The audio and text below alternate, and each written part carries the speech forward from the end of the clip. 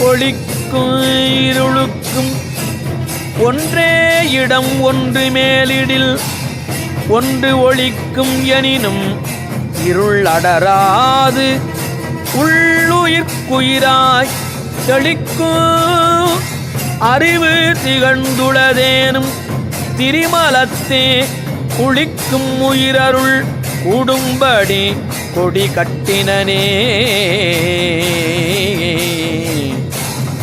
பொருளாம் பொருளேது போதேது கண்ணே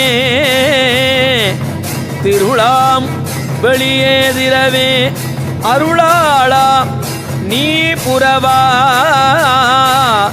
பையமெலாம் நீ அறிய கட்டினேன் கோபுரவாசற்கொடி பையமெலாம் நீ அறிய கட்டினேன் கோபுரவாசற்கொடி.